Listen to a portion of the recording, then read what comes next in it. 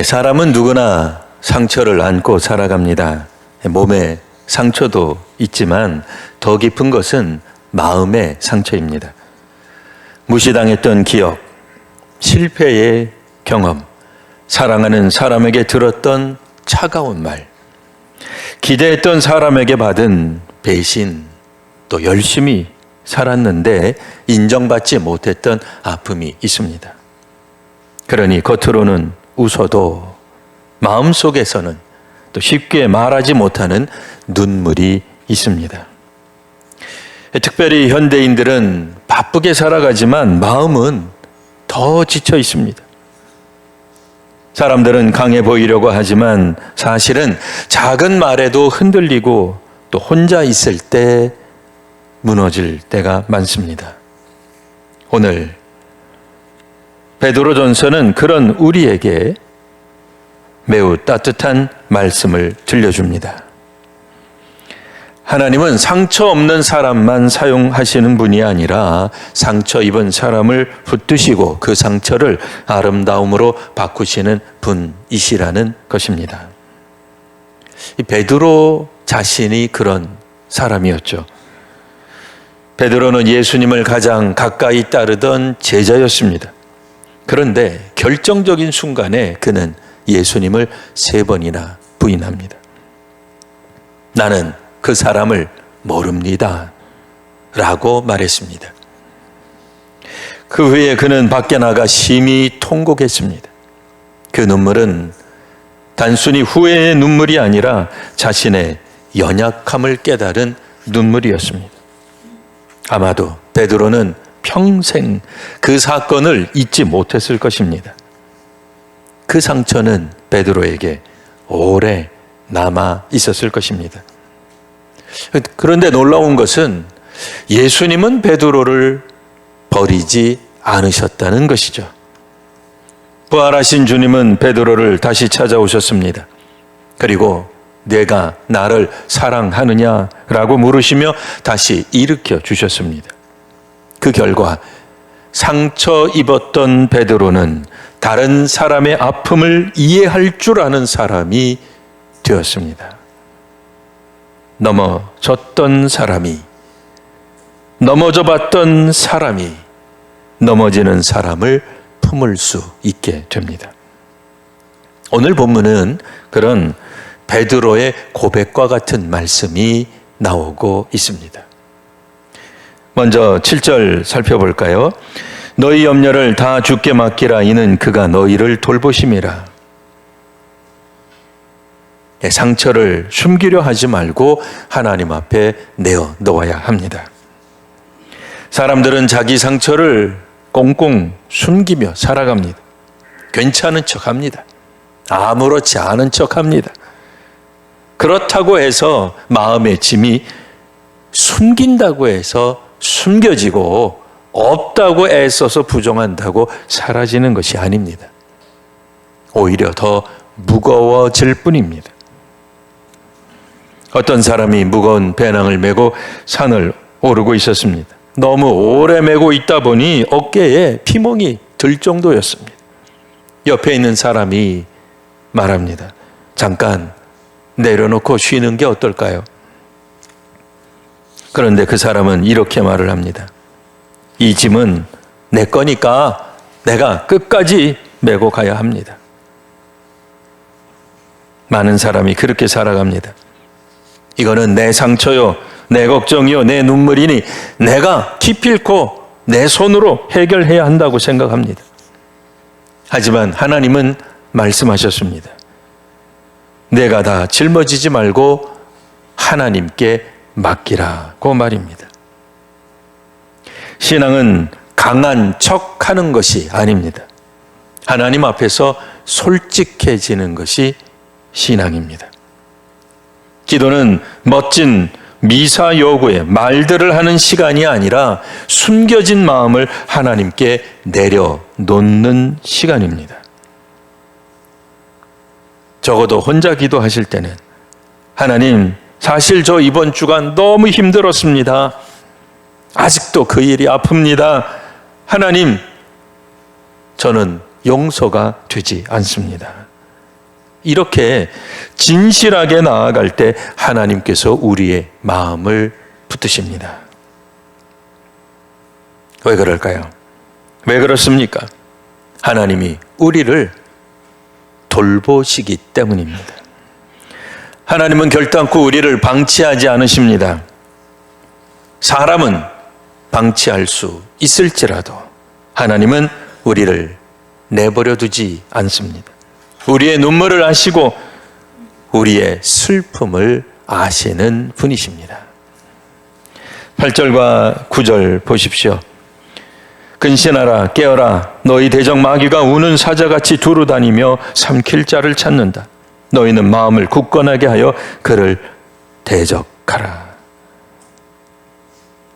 혹 상처받으신 분 계십니까? 상처 가운데서도 믿음을 잃지 마시기 바랍니다. 상처를 받으면 사람들은 쉽게 흔들립니다. 아니, 나는 사랑받지 못하는 사람인가 봐. 내 인생은 이제 끝났어. 하나님도 나를 외면하실 거야. 이렇게 생각할 때 마음이 무너져 내립니다. 마귀는 상처 그 자체보다 상처 이후에 생각을 흔듭니다. 상처가 아니라 상처에 대한 우리의 생각을 흔들어서 절망하게 만들고 포기하게 만듭니다. 그래서 오늘 베드로는 믿음을 굳건하게 하라고 말합니다. 성도 여러분, 믿음을 갖는다고 우리 앞에 놓여져 있는 태산과도 같은 문제가 없어지는 것은 결코 아닙니다. 믿음이란 문제 속에서도 하나님이 나를 붙들고 계심을 신뢰하는 것입니다. 금이 간 도자기를 금으로 이어붙이는 일본의 전통 방식처럼 깨진 자리를 숨기지 않고 오히려 금으로 이어서 더 귀한 작품으로 만드는 것입니다. 그릇은 깨졌지만 이전보다 더 아름다워질 수 있습니다. 하나님도 그렇습니다.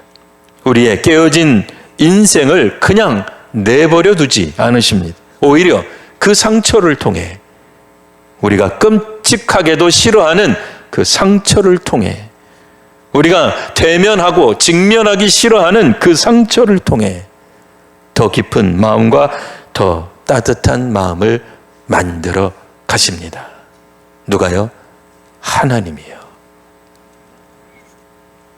아파 본 사람만이, 아픈 사람이 다른 아픈 사람을 이해할 수 있습니다. 눈물을 흘려본 사람만이 다른 사람의 눈물을 닦아줄 수 있습니다. 그래서 하나님은 때때로 우리의 상처를 통해 우리를, 상처받았던 우리를 다른 사람을 살리는 통로로 사용하십니다. 우리 10절 말씀은 같이 한번 읽어볼까요? 말씀 10절입니다. 시작. 모든 은혜의 하나님 곧 그리스도 안에서 너희를 부르사 자기의 영원한 영광에 들어가신 이가 잠깐 고난을 당한 너희를 친히 온전하게 하시며 굳건하게 하시며 강하게 하시며 털을 견고하게 하시리라. 아멘. 하나님은 상처의 끝에서 우리를 회복시켜 주십니다.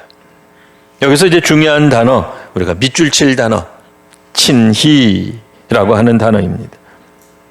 하나님이 우리를 친히 온전케 하시며 친히 굳건하게 하시며 직접 하나님이 나서서 다른 사람에게 맡기지 않고 강하게 하시고 털을 견고하게 하신다는 말씀입니다.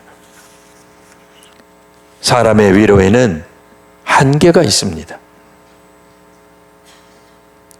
아무리 가까운 사람이든 상담의 전문가든 교회로 말하면 목회자든 누구든 사람의 위로에는 한계가 있습니다. 환경의 변화도 마찬가지입니다. 아무리 환경이 우리에게 유익한 방향으로 변한다 할지라도 내일이면 또 다른 부족을 우리는 발견하게 될 것입니다. 그러나 하나님은 우리의 가장 깊은 곳까지도 만지시는 분이십니다. 오늘 말씀에 보면 온전하게 하신다고 되어 있습니다. 상처가 있었지만 무너진 인생으로 끝나지 않는다는 뜻입니다. 하나님 안에서는 상처가 끝이 아니라 새로운 시작이 되는 줄 믿습니다. 성도 여러분, 십자가를 생각해 보십시오. 예수님의 손과 발에는 못자국이 남아 있습니다. 부활하신 후에도 제자들은 그 흔적을 바라보았습니다. 하지만 십자가에서 예수님께서 당하신 그 상처는 패배의 흔적이 아니라 사랑의 증거가 되었습니다. 우리도 마찬가지입니다. 우리의 상처를 하나님 손에 맡기십시오. 그러면 은혜의 흔적이 될 수 있습니다. 주님께서 사랑하시는 성도 여러분, 상처 때문에 자신을 미워하지 마십시오. 우리가 넘어졌다고 인생이 끝난 것이 아닙니다. 하나님은 오늘도 상처 입은 사람을 부르고 계십니다. 그리고 말씀하십니다. 내게 맡겨라. 내가 너를 붙들겠다. 우리의 상처가 은혜가 되고 우리의 눈물이 위로가 되고 우리의 아픔이 사랑이 되는 삶, 그 삶으로 하나님께서 우리를 이끌어 가실 줄 믿습니다. 그 믿음으로 살아가는 귀한 성도와 자녀로 가득한 가정과 교회 되시기를 바랍니다.